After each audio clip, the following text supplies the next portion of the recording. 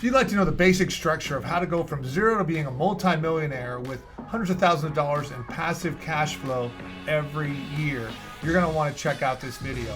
I'm not talking from theory, I'm talking from experience. I went from broke 10 years ago to a multi-millionaire, and I want to share some of the details with you.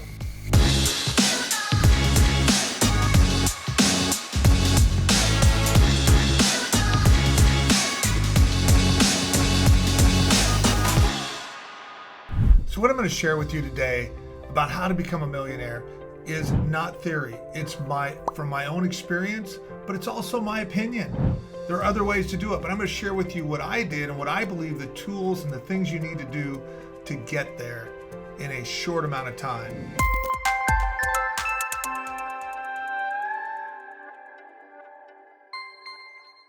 So the first thing that you need to do is you need to become a master of your money.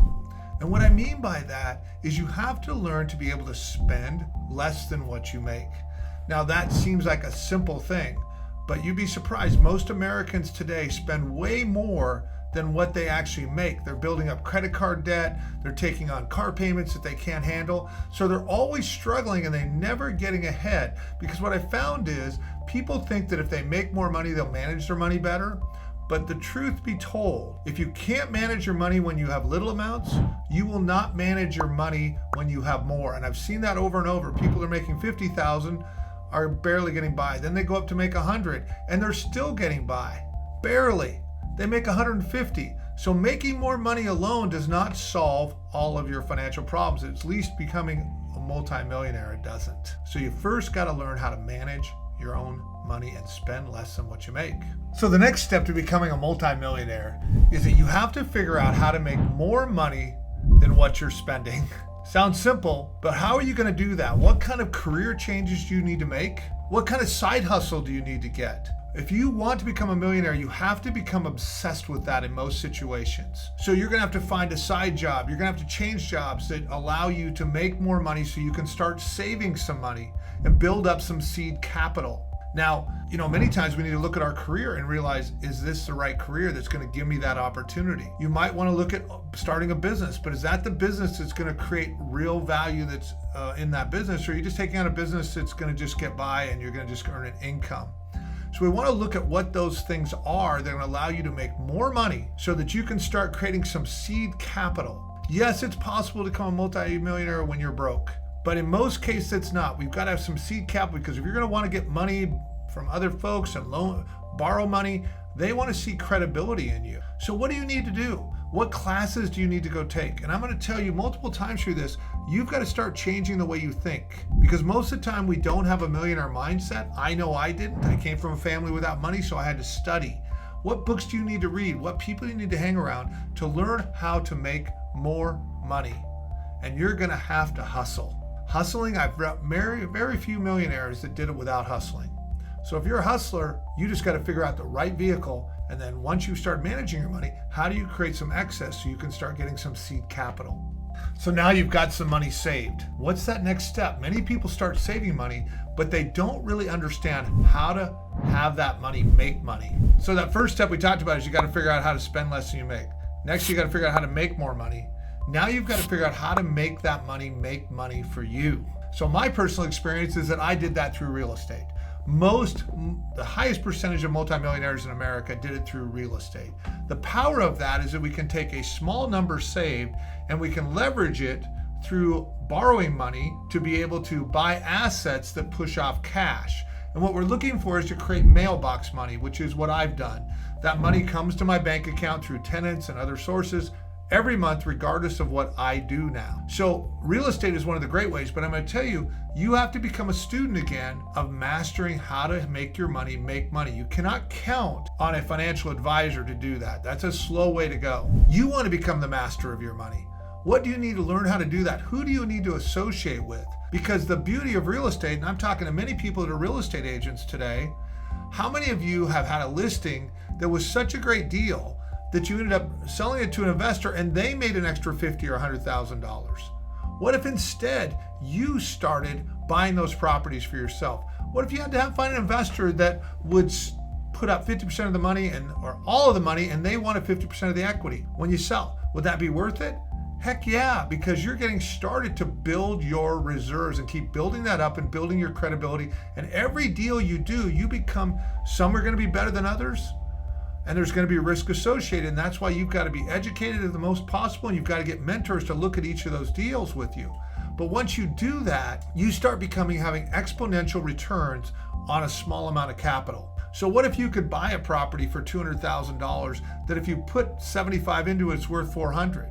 If you had 20 grand into it, 30 grand into it, you could go get some hard money, an investor, or if you have very little, you might find somebody that's willing to come in and put all the money up, but they're going to take a bigger percentage of the profit. Ideally, you want to get to where you are borrowing money from somebody else on a percentage rate versus a percentage of the profit.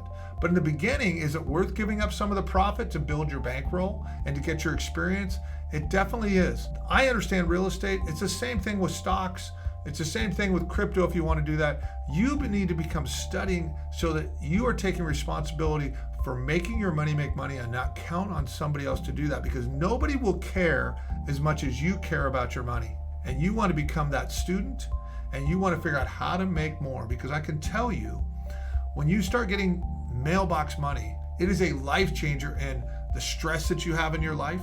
But it starts simple, guys. You know, I can remember when I bought my first property and I made $250 a month. People say, well, that's not too much.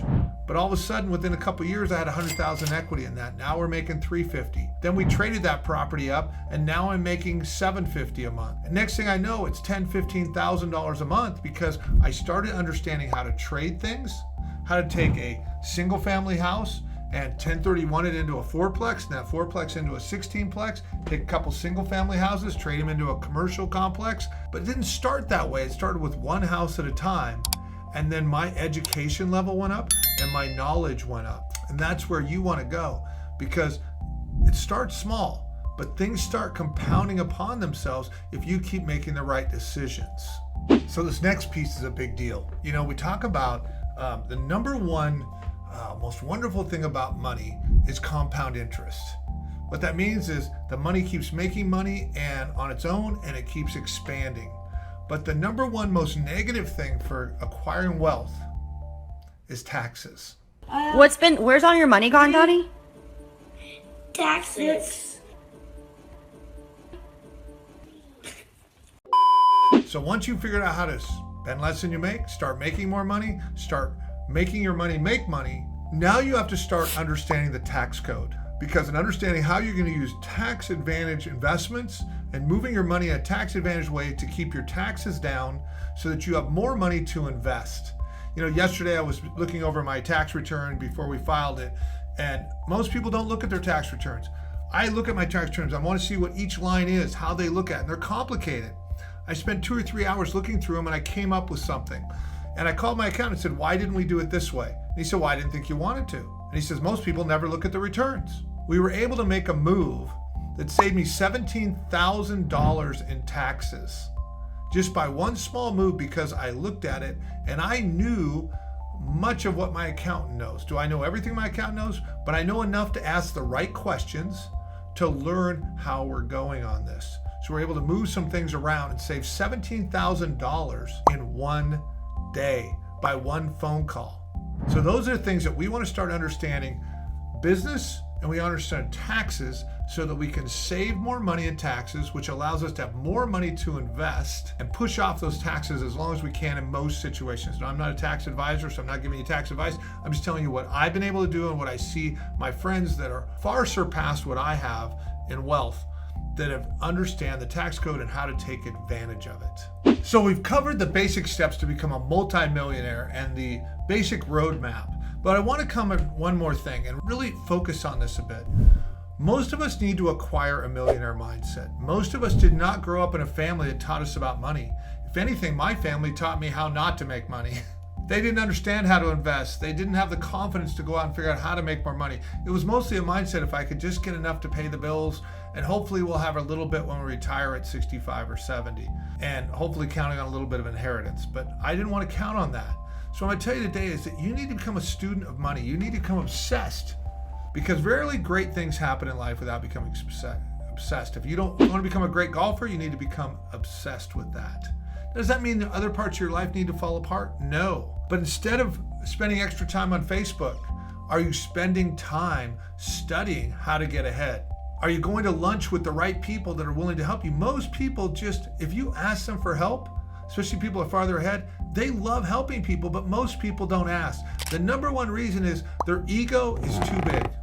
I wanted to be the dumbest guy in most of the rooms I was in because I figured I could learn. Was it hard on my ego at times? Yes, but I was willing to move my ego out of the way because acquiring the life that I wanted was more important than people thinking I was fancy, thinking that I was the smartest guy, that I was farther ahead with them.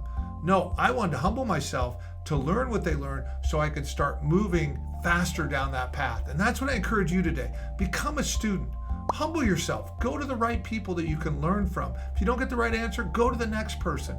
Become thirsty for that knowledge and be, what would I say is, add the discipline every day to what you need to learn, the discipline, the moves you need to make, and realize nothing happens overnight. But when you compound your knowledge, you compound your learning, over time it starts becoming exponential. And today when I look back, I think, how did that all happen so fast? It seemed easy.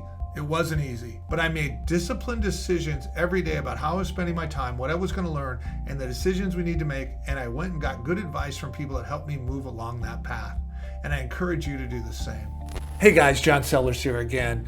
You know, if you are an agent and want to figure out how to create health, wealth, and freedom into your life, that is what I specialize in, and that is what I've been able to do as an agent, where I've been able to create a passive income, multiple passive incomes that are over 6 figures a year, that I've been able to build a business that allows me to live wherever I want to live, have that time and location freedom. And that is what I specialize in. That is what we talk about on this YouTube channel.